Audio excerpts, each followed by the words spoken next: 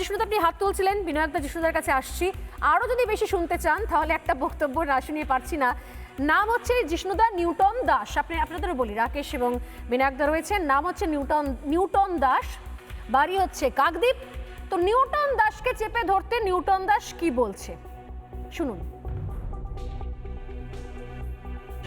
2014 সাল থেকে আমার কাকদ্বীপের ভোটার, আদার সমস্ত কিছু আছে। এমনকি 2016 সালে আমি কাকদ্বীপের বিধায়ক মন্টুরাম বাগকে ভোট দিয়েছিলাম, কিন্তু 2017 সালে আমার ভোটার কার্ডটি হারিয়ে যায়। তখন 2018 সালে আমি আবার আমাদের বিধায়কের সহযোগিতা নিয়ে আমি আবার আমার কার্ডটি তুলি। যাদেরকে একদম আইডেন্টিফাই করা গেছে, যাদেরকে বাড়ির লোকজন বলছেন যে এরা ভাই আমার পাড়ার নয়, এটা এসেছে বাংলাদেশ থেকে। যখন চেপে ধরেছে রিপোর্টাররা, তখন বলতে বাধ্য হচ্ছে হ্যাঁ আমি বাংলাদেশ থেকে এসেছি, মন্টুরাম পাখিরাকে ভোট দিয়েছি, উনিই ব্যবস্থা করে আমাকে ভোটার আইডি কার্ড করে দিয়েছিলেন রাতারাতি। জিষ্ণুদা, আজকে বাঙালি অস্মিতা নিয়ে রাস্তায় নামছেন মমতা বন্দ্যোপাধ্যায়। বাঙালির সম্মান মানে রবীন্দ্রনাথের বাংলা, বিবেকানন্দের বাংলা, এই সম্মান যদি সত্যিই সারা পৃথিবীর সামনে দেখাতে হয়, তাহলে উনি যাদেরকে নিয়ে বেরোবেন তাদেরকে দেখলেই মানুষের মনে পড়বে যে ওনার সঙ্গেই কদিন আগে যে মন্ত্রী ঘুরতেন তার বাড়ি থেকে বস্তা বস্তা টাকা পাওয়া গেছে, কারণ চাকরি প্রার্থী অসহায় লোকের কাছ থেকে তারা টাকা নিয়েছে। বাঙালি বলতে সারা ভারতবর্ষের লোক এখন ওই ছবিটাই তাদের মনের মধ্যে আসে। বাঙালি বলতে সারা ভারতবর্ষের লোক, এই লোকগুলো যারা ওনার সঙ্গে ঘুরবেন দেখলে আরজি করের কথা মনে পড়বে, রবীন্দ্রনাথের বাংলা, নেতাজি সুভাষচন্দ্রের বাংলা, এই বাঙালি বিপ্লবীদের বাংলা আজকে আরজি করের বাংলা, চাকরির লুটের টাকা নেওয়ার বাংলাতে পরিণত হয়েছে। বাঙালির সম্মানের কথা বললে তাহলে রবীন্দ্রনাথের তো রামধনু লিখতেন, বাঙালি রবীন্দ্রনাথ রামধনু লিখতেন। রামধনু হলো, তাহলে আপনি সম্মান আগে ফিরিয়ে দেওয়ার আগে রামধনু ফিরিয়ে আনুন। যদি আপনার মনে হয় বাঙালির সম্মান ফিরিয়ে আনবেন, তাহলে রবীন্দ্রনাথ রামধনু লিখতেন, রবীন্দ্রনাথের রামধনু ফিরিয়ে আনুন। রোহিঙ্গাদের প্রশ্নে বলছিলেন, আমি একটা সহজ কথা বলছি। আচ্ছা, এই যে ডিটেনশন ক্যাম্পে আপনি বলুন তো, আসামের কেউ বলে লক্ষ, কেউ বলে হাজার, আরে তাদের জন্য তো ইনফ্রাস্ট্রাকচার লাগবে। কোন জেলায় কটা ডিটেনশন ক্যাম্প আছে? আমি পশ্চিমবাংলার পুলিশ, তারা ধরে নিয়ে গেছে 1 বছরের মধ্যে, তারা এখন আপনি ডিটেনশন ক্যাম্প দেখতে চান?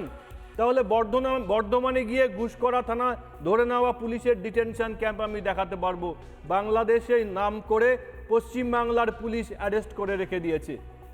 তাই যেসব মিথ্যে কথা ওনারা বলছেন, সেই মিথ্যে কথার পেছনে আছে রোহিঙ্গা অনুপ্রবেশকারীদেরকে বাঁচানোর প্রচেষ্টা করা। ওনাদের নেতা বলেছিলেন না, আমি বারুইপুরে রোহিঙ্গাদের গ্রাম বসিয়ে দিয়েছি। ঠিক। পুলিশ কেন তাকে বুক করছে না? পুলিশ তাকে বুক করে জিজ্ঞেস করুন যাদেরকে বসিয়েছিলেন তারা। হোসেন গাজী আমাদের কাছে অন ক্যামেরা রেকর্ড রয়েছে। এখন শুধুমাত্র স্টুডিওতে হাওয়া গরম করে লাভ নেই, চন্দ্রিমা ভট্টাচার্যের ওখানে বসে বসে বাঙালি অস্মিতা নিয়ে বড় বড় ডায়লগ দিয়ে লাভ নেই। হোসেন গাজী 330 জন রোহিঙ্গা নিয়ে এসেছেন, বলছেন ভাই বুক ঠুকে বলছেন হ্যাঁ নিয়ে এসেছি, রোহিঙ্গা নিয়ে এসেছি, এইখানে রোহিঙ্গা ছিল। হোসেন গাজী যদি সিকোয়েন্সটা রেডি থাকে, আমাদের প্রতিনিধি সেখানে গিয়ে রিপোর্টিং করেছে, হোসেন গাজীর ইন্টারভিউ আমাদের কাছে আছে।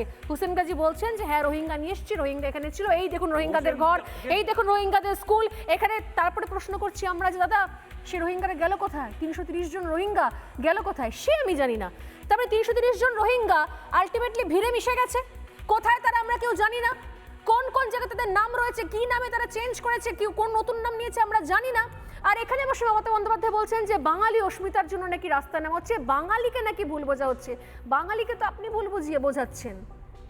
এই বাঙালি বিপ্লবী, এই বাঙালি শিল্প সাহিত্য প্রত্যেক ক্ষেত্রে বাঙালি নিজের জায়গায় নিজে পৌঁছেছে। বাঙালি এখন পরিযায়ী শ্রমিক। কোনো একটা জায়গায় যদি ধস নেমে কোনো খনি বন্ধ হয়ে যায়, তাহলে যারা আটকে পড়ে আছে তার মধ্যে একজন বাঙালি শ্রমিক পাবেন। সারা ভারতবর্ষে শুধুমাত্র খেটে খাওয়ার জন্য আপনি দেখুন, এই সুন্দরবনের এলাকা থেকে প্রত্যেক বছরের 3 মাস 4 মাসের জন্য পরিবার ছেড়ে দিয়ে চলে যেতে হচ্ছে। এখানে শিল্প নেই, কিছু নেই, কোনো কিছু নেই, সব শেষ হয়ে গেছে। সারা ভারতবর্ষের লোক বাঙালি বলতে তাদের মুটে মজুর হিসেবে মনে করে। আমি আপনার কাছে আসছি, বাংলাকে, নেতাজি সুভাষের বাংলাকে এই অবস্থায় নিয়ে এসেছে। আমি এখানে অনেকেই বলবেন বাকিজনের কাছেও আসছি, কিন্তু আমার রিসেন্টলি এক খুব পরিচিত, তিনি বলছিলেন যে ব্যাঙ্গালোরের কথাই বললাম, যে ব্যাঙ্গালোর থেকে এরা ধরা পড়েছেন, সেই ব্যাঙ্গালোরে বলছে যে বিভিন্ন এখন অ্যাপ রয়েছে যার মাধ্যমে বুক করা যায় বিভিন্ন ধরনের কাজের জন্য লোক।